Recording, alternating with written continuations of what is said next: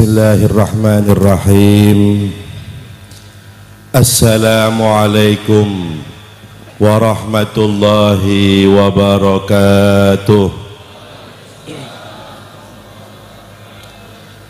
Alhamdulillah alladzi waffaqa wa saddada wa qaddar. Wa nas'aluhu subhanahu wa ta'ala taysira ma ta'assar wa wa'ada bil mazid liman u'tiya qalilan aw kathiran fashakar. Wassalatu wassalamu ala sayyidina wa habibina wa syafi'ina wa nuri qulubina Muhammad, Allahumma shalli wa sallim alaihi, nuril anwar wa sirril adhar, al habibil ladzi qala ba'du wasifihi ka'anna wajhahu qit'atu qamar, faqala ba'duhum bal adwa'u minal qamar. Allahumma salli wa sallim wa barik alaihi wa ala alihi wa sahbihi al-mayaminil ghurar, amma ba'd.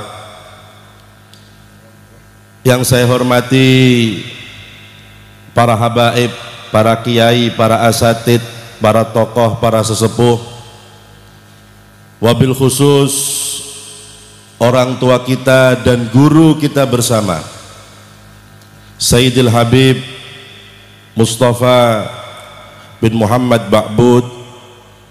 Mudah-mudahan beliau selalu dipanjangkan usianya oleh Allah Subhanahu wa ta'ala dalam keadaan sehat wal afiyah fi taatillah, amin Allahumma amin ya rabbal alamin. Begitu pula anak-anak beliau, Al Habib Syekh, Al Habib Husain, Al Habib Muhammad, dan semua saudara-saudara beliau. Mudah-mudahan mereka semua selalu diberkahi oleh Allah Subhanahu wa ta'ala, dimudahkan semua urusannya oleh Allah Subhanahu wa ta'ala, amin Allahumma amin ya rabbal alamin. Begitu pula Al Habib Zain Ba'bud, begitu pula Al Habib Husain Ba'bud, dan semua para habaib yang tidak saya sebut namanya satu persatu tanpa mengurangi rasa hormat saya kepada mereka semua.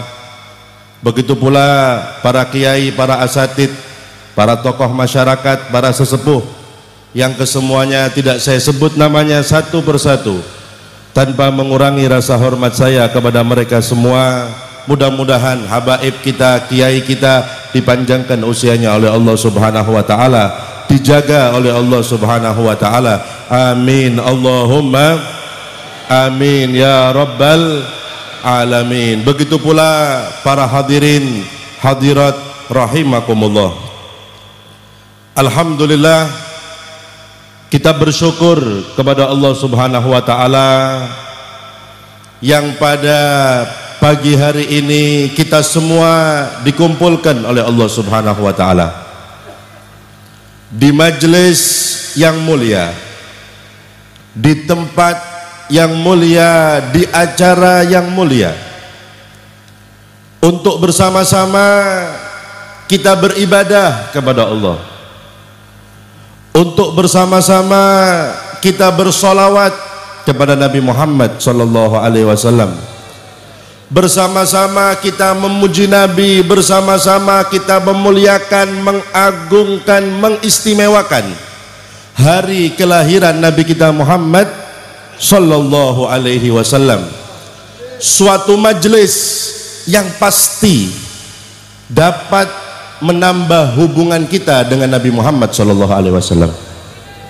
Suatu majelis yang dapat menambah ta'alluq kita kepada Rasulullah sallallahu alaihi wasallam. Bahkan suatu majelis yang dikatakan oleh Al-Imam As-Sirri As-Saqati, man qasada maudhi'an alladzi dzukira fihi maulidun nabi sallallahu alaihi wasallam faqad qasada maudhi'an minal jannah. Barang siapa yang menempuh suatu jalan untuk menghadiri suatu acara yang di dalamnya dibacakan maulid Nabi, maka orang tersebut telah menempuh jalan menuju surganya Allah Subhanahu wa taala. Mudah-mudahan kita termasuk orang tersebut. Amin. Amin. Allahumma amin ya rabbal alamin. Apalagi ditambah dengan kerohanian yang luar biasa para hadirin. Tadi di ujung-ujung jalan ada tadi penitipan rokok, Masya Allah.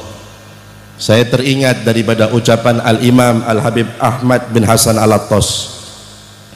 Beliau pernah mengatakan, aku pernah bermimpi Rasulullah SAW. Ketika itu Rasulullah sedang tergesa-gesa keluar dari suatu tempat yang ada di kota Siwun, kata beliau. Maka aku bertanya, ya Rasulullah, engkau ingin kemana? Maka beliau Rasulullah mengatakan, aku sebenarnya ingin hadir di rumah yang di dalamnya itu dibacakan maulid Nabi. Tapi ternyata di dalam rumah itu ada orang yang hadir sedang membawa rokok. Membawa, Pak, ini durung nyedot niki. Mek nggawa tok lho niki. Rasulullah SAW keluar tidak jadi hadir. Lu bayangkan para hadirin betapa ruginya orang yang membuat maulid Nabi, mengeluarkan dana yang besar, tenaga yang besar, ternyata ada orang yang merusak. 1-2 orang yang membawa, apalagi sampai merokok di tempat maulidnya Nabi Muhammad SAW. Oleh karena itu mudah-mudahan tambah tahun, tambah tenang, dijauhkan dari rokok. Amin. Amin ya rabbal. Ditahan, Pak, sing rokokan ditahan. Nanti nek wis mari acarane sampean godok sak karepe. Yang penting ketika maulid ditahan supaya rohaniah Nabi hadir bersama kita. Amin. Allahumma. Kita bayangkan, Pak, Bu, Nabi itu Nabi Sallallahu Alaihi Wasallam. Beliau itu tidak pernah makan bawang. Rasulullah tidak pernah makan bawang. Sahabat penasaran, ya Rasulullah, kita perhatikan jenengan niki mboten pernah makan bawang. Kenapa ya Rasulullah? Apakah bahaya itu bawang? Atau mungkin ada hukum lain yang menjelaskan? Maka Nabi mengatakan mboten. Tidak, hukumnya tidak apa-apa orang itu makan bawang. Cuma saya tidak mau makan, takut nanti ketika malaikat Jibril datang membawa wahyu, sedangkan bau mulut saya bau bawang. Tidak mau Nabi Muhammad SAW menghormati wahyu yang dibawa oleh malaikat Jibril alaihissalam. Maka begitu pula kita, Pak, Bu, ketika datang maulid Nabi jangan sampai mulut kita bau rokok yang nanti menghalang datangnya Nabi Muhammad SAW. Shallu ala Nabi Muhammad. Para hadirin hadirat rahimakumullah, manusia yang kita peringati maulidnya, yang kita baca sejarah hidupnya, adalah manusia yang mulia, yang diagungkan oleh Zat yang maha mulia.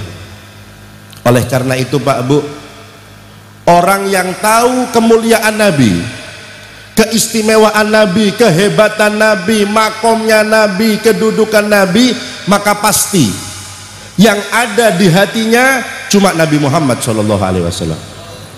Yang selalu disebut adalah Rasulullah SAW.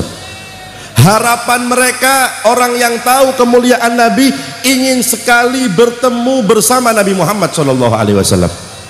Oleh karena itu para hadirin, kita lihat Al-Habib Ali bin Muhammad Al-Habsyi yang tadi kita baca maulidnya. Beliau itu termasuk orang yang tahu kemuliaan Nabi, hebatnya Nabi, istimewanya Nabi.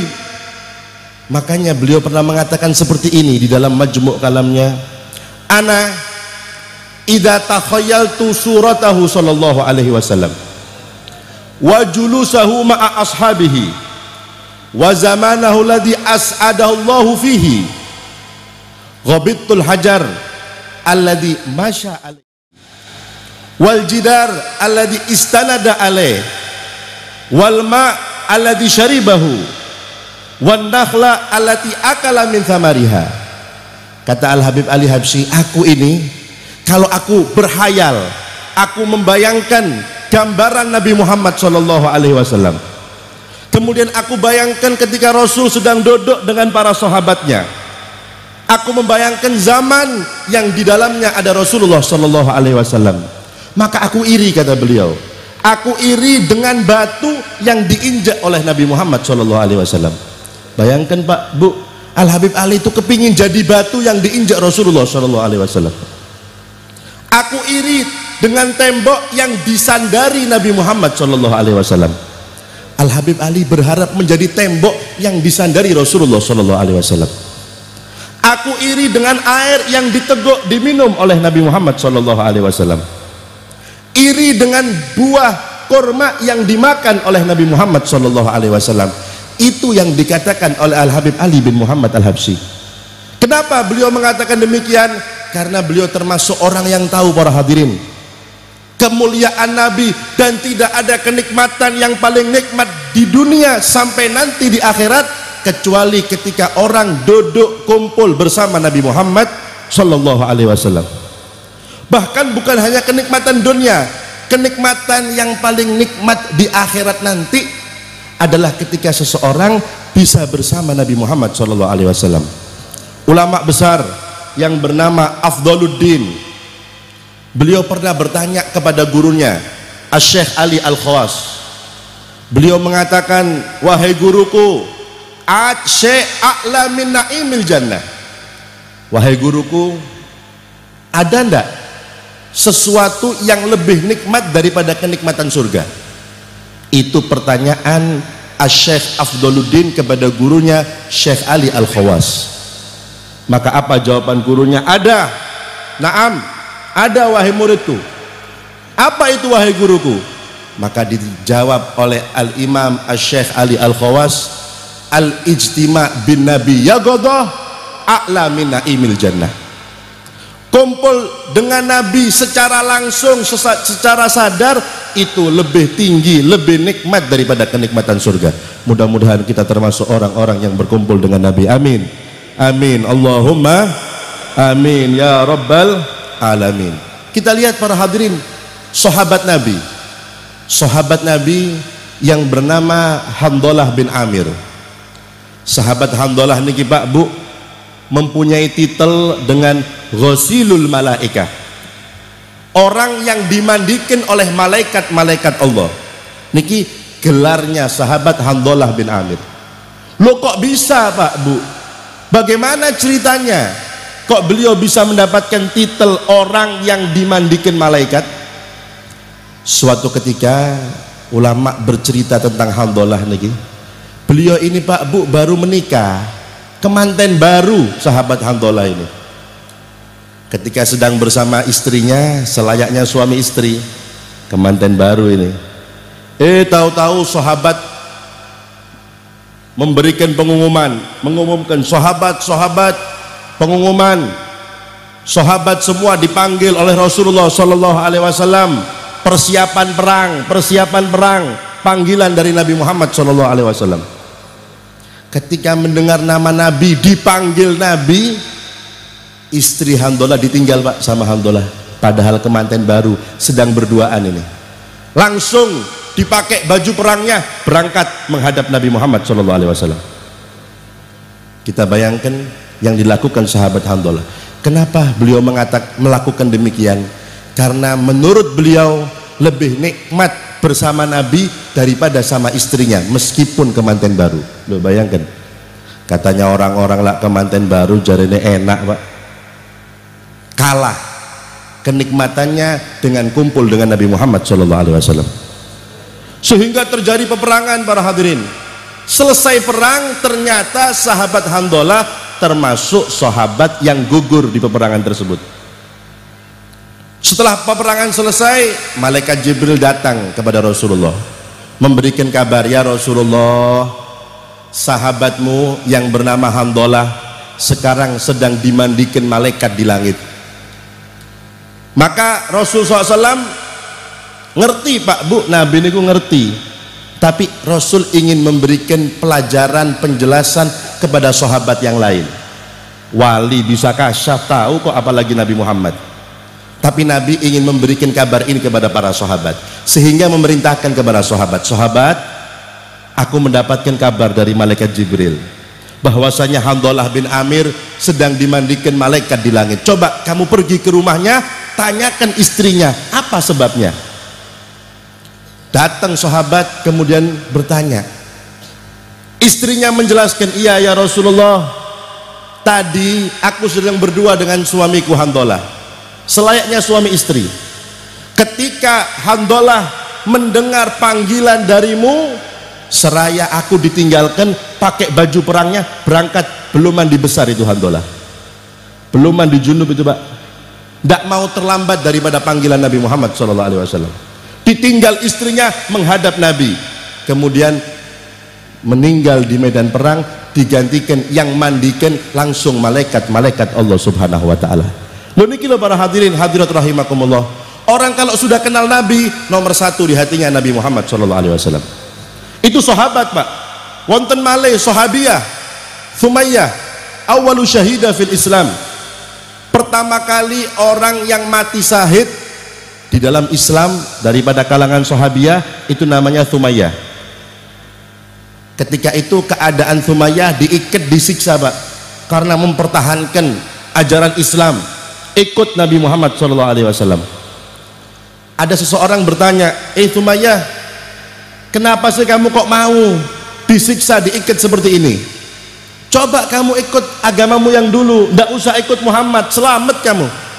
Kamu bisa pulang dengan keluargamu, dengan anakmu, aman.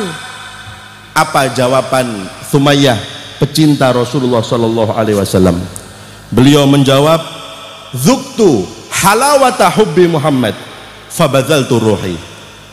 Beliau mengatakan, aku merasa nikmat ketika hatiku cinta dengan Muhammad Rasulullah, maka aku rela mengorbankan nyawaku demi Nabi Muhammad SAW. Sallu ala Nabi Muhammad. Niki loh para hadirin, orang kalau tahu kemuliaan Nabi, maka semuanya akan dikorbankan demi Nabi Muhammad SAW. Oleh karenanya ulama mengatakan, para sahabat itu lau khuyiru baina suhbati wa dukhulil jannah lakhtaru suhbah. Para sahabat kalau dikasih pilihan, seandainya dikasih pilihan, sahabat, kalian masuk surga tanpa Rasulullah atau di dunia menjadi sahabat Muhammad, maka mereka menjawab, lebih baik menjadi sahabat Muhammad. Percuma masuk surga tapi tidak ketemu dengan Nabi Muhammad SAW. Lebih baik di dunia bisa ketemu Rasulullah SAW. Itu jawaban para sahabat Nabi Muhammad SAW. Kenapa? Mereka tahu Pak, hebatnya Nabi, istimewanya Nabi, agungnya Nabi Muhammad SAW. Oleh karenanya harapan Al-Habib Ali bin Muhammad Al-Habsyi yang tadi kita baca maulidnya, apa harapan beliau? Ya Rabbi, balligh aliyan ma yarumu minal liqa.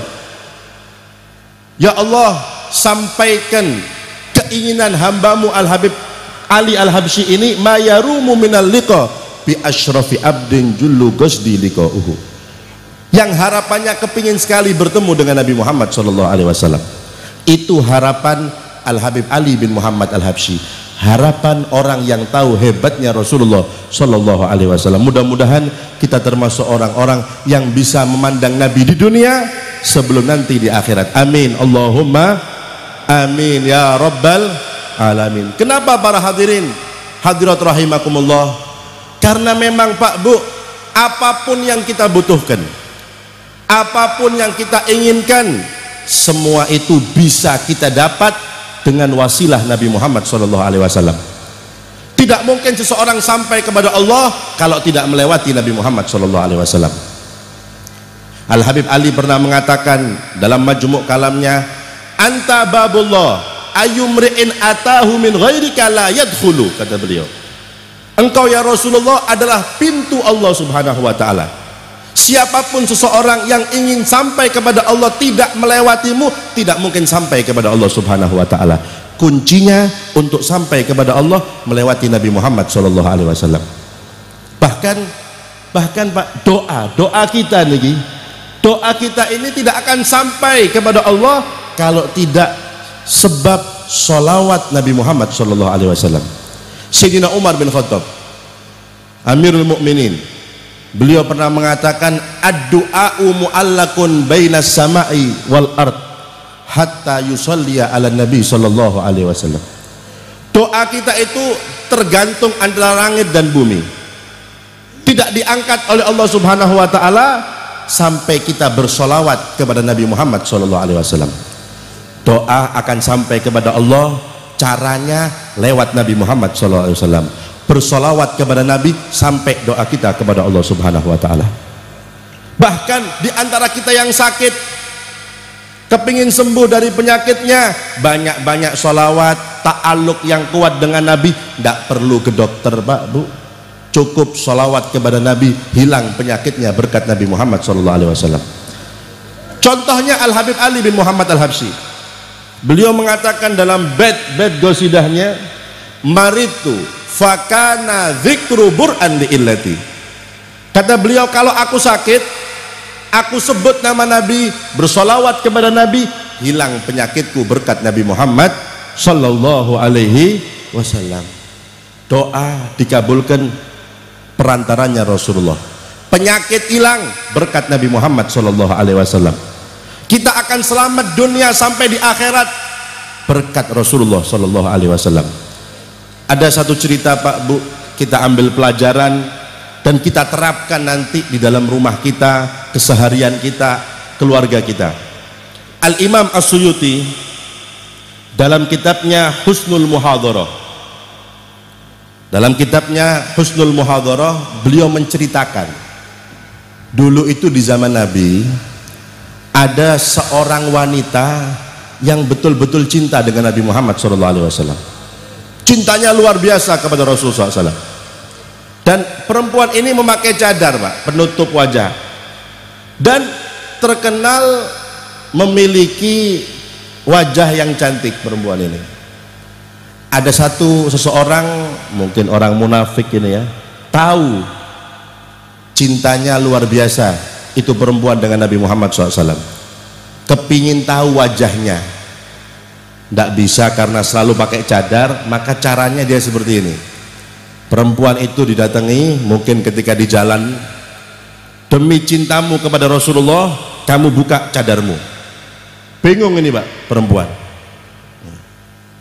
milih membuktikan cintanya kepada Rasulullah atau membuka cadarnya. Akhirnya karena memang asli dari hati, bukan cuma di mulut, bukan, dibuka cadarnya karena dia membawa nama Nabi Muhammad SAW. Wow, ketika pulang ke rumah sedih, cerita sama suaminya, wahai suamiku, terjadi tadi seseorang yang bersumpah atas nama Nabi untuk melihat wajahku, sehingga aku buka wajahku. Bagaimana? Coba tanyakan sama Rasulullah SAW, bagaimana ini hukumnya? Suaminya datang ke Rasulullah dan menceritakan cerita tadi. Maka kata Nabi Muhammad SAW, sekarang kamu pulang ke rumah, hidupkan tanur. Tanur itu biasa buat masak roti Pak ya. Nyalakan api dalam gentong yang besar, kemudian bilang sama istrimu, ayo demi cintamu sama Rasulullah, masuk kamu ke dalam api itu. Tadi kan buka cadar karena cintanya sama Rasul, sekarang kamu masuk ke dalam api itu, bukti cinta kamu sama Rasulullah SAW. Siap dibakar ini tanurnya. Kata suaminya, wahai istriku, perintah Nabi, kalau kamu betul-betul cinta sama Rasulullah, masuk ke dalam api itu. Kata istrinya, siap, hubban wa ta'ah, cinta dan taat sama Nabi Muhammad SAW. Tapi sebelumnya saya izin dulu, saya pakai baju yang bagus, pakai minyak wangi, supaya mantap cinta saya dengan Rasulullah SAW.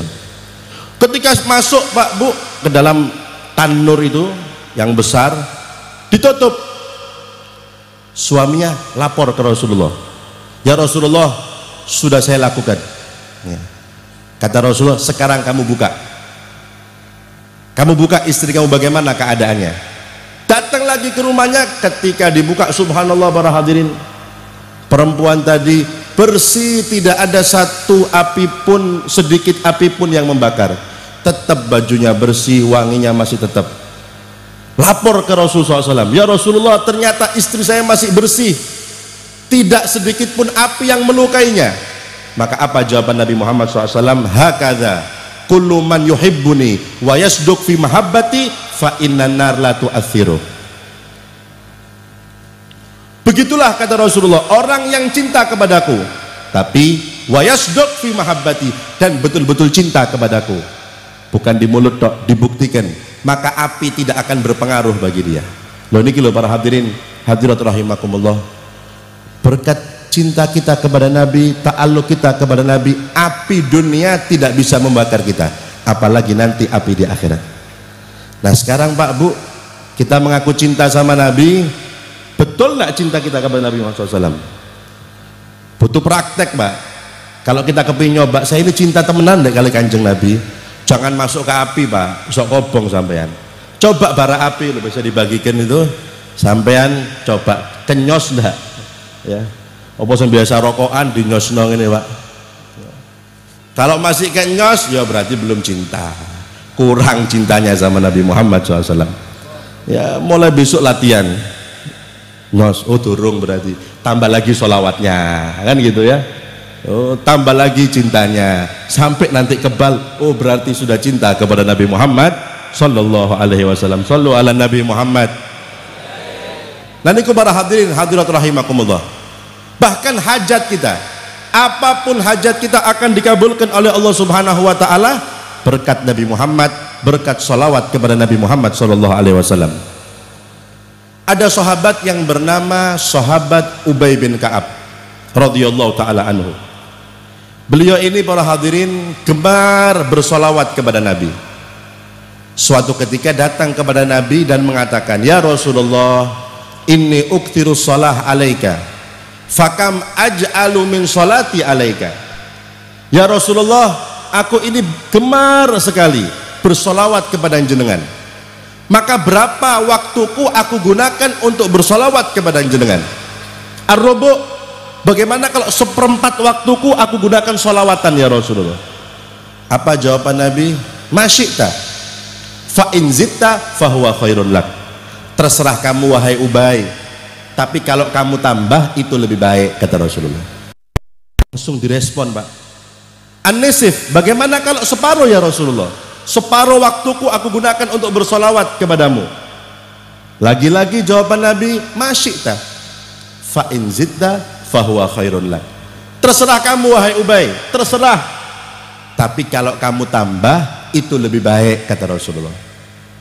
Maka sahabat Ubay langsung Pak mengatakan, idan aj'alu awqati kullaha bisolati alaika. Kalau begitu ya Rasulullah, aku jadikan semua waktuku bersolawat kepada jenengan. Ketika Rasul mendengar ungkapan sahabat Ubay demikian Pak, langsung Nabi mengatakan, idan tukfahammak wa yukfar laka dzambuk. Kalau begitu wahai Ubay, semua kesusahanmu, kerepotanmu, masalahmu, problemmu akan dihilangkan oleh Allah Subhanahu wa taala. Di dunia orang yang banyak bersolawat, hubungan kuat dengan Nabi, semua urusannya dilancarkan oleh Allah Subhanahu wa taala. Dan nanti di akhirat wa yughfar laka dzambuk, dan dosa-dosamu akan diampuni oleh Allah Subhanahu wa taala.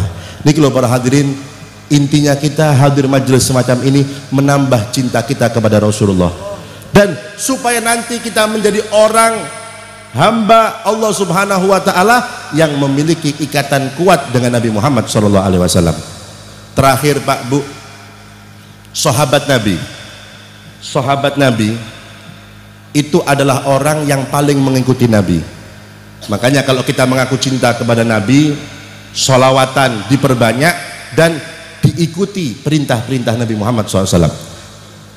Kalau tingkatannya sahabat bukan mengikuti Nabi, urusan perintah-perintah daripada Rasulullah SAW, sampai urusan kebiasaan Nabi diikuti Pak.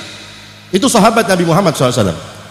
Kita lihat sahabat Nabi yang bernama Abdullah bin Umar. Sahabat Abdullah bin Umar anaknya Sayyidina Umar bin Khattab. Di kalangan sahabat beliau termasuk ulama, dermawan, zuhud. Bahkan dalam sejarah mencatat beliau pernah memerdekakan 1000 budak. Beliau pernah menyumbang 1000 onta, 1000 kuda untuk perang di jalan Allah Subhanahu wa taala. Sahabat Abdullah bin Umar ini pernah menunggangi onta Pak. Kemudian dia muter-muter di satu pohon, diputeri pohon ini. Ada salah seorang yang menyaksikan. Ini sahabat Abdullah bin Umar iki lapo? Naik onta kok diputeri ontanya. Pohon itu diputeri dengan beliau mengendarai onta. Penasaran, selesai muteri pohon, tanya, wahai sahabat Abdullah bin Umar, apa yang kamu lakukan? Kami menyaksikan engkau memutari pohon dengan ontamu. Apa jawaban beliau? La adri, saya tidak tahu. Illa anni fa'altu kama fa'ala Rasul sallallahu alaihi wasallam. Saya tidak tahu, tapi yang jelas aku melakukan sebagaimana Rasulullah melakukan. Aku pernah menyaksikan Rasulullah mengitari pohon ini dengan ontanya. Wala adri hal fa'alahu ghasidan am naqatuhu darad bihi, kata beliau. Dan saya tidak tahu Rasul ketika mengitari pohon ini memang Rasul sengaja muter-muter pohon ini dengan ontanya, atau memang ontanya kepingin muter pohon ini dituruti sama Nabi Muhammad SAW. Saya tidak tahu, yang penting saya ikut Nabi Muhammad SAW. Ini kalau Pak sahabat Pak tidak ngerti, yang penting ikut Nabi Muhammad SAW, yang penting mengikuti Rasulullah SAW. Itu tingkatan sahabat. Ada lagi sahabat para hadirin, setiap hari kerjaannya ngambil air dari kota Madinah untuk menyirami pohon yang di luar Madinah. Abot Pak, untuk menyirami pohon. Maka orang bertanya, wahai sahabat, disebutkan dalam kitab Maqalun Nasihin cerita ini, wahai sahabat, kenapa kok kami memperhatikan setiap hari kamu bawa air menyirami pohon yang ada di luar Madinah? Pohon di Madinah banyak, kok milih pohon di luar Madinah yang disirami? Apa jawaban sahabat ini? Pohon ini biasanya dibuat istirahat sama Rasulullah. Nabi itu kalau mau masuk Madinah, sebelum masuk suka duduk di bawah pohon ini. Makanya saya terus menyirami pohon ini supaya tidak mati, dan saya selalu duduk sebagaimana dulu Rasulullah SAW sering duduk di bawah pohon ini. Shallu ala Nabi Muhammad.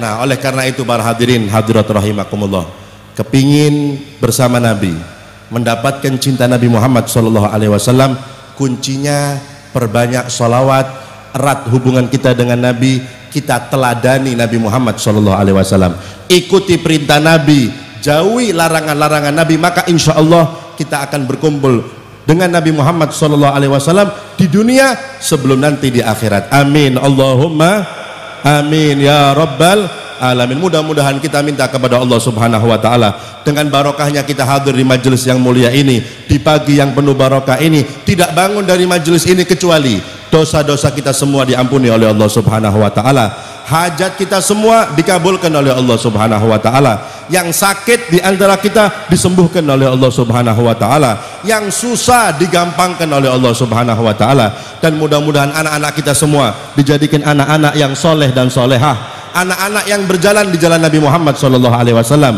anak-anak yang bisa kita banggakan di hadapan Nabi Muhammad SAW, dan mudah-mudahan desa kita ini berkat maulid, berkat sholawat dimakmurkan oleh Allah Subhanahu wa taala, makmur dengan ilmu agamanya, makmur dengan ibadahnya, makmur dengan sholawatannya, makmur dengan rezekinya. Amin Allahumma amin ya rabbal alamin. Dan mudah-mudahan kelak di akhirat kita semua mendapatkan syafaat Nabi Muhammad SAW. Kita dapat minum telaga langsung dari tangan Nabi Muhammad SAW.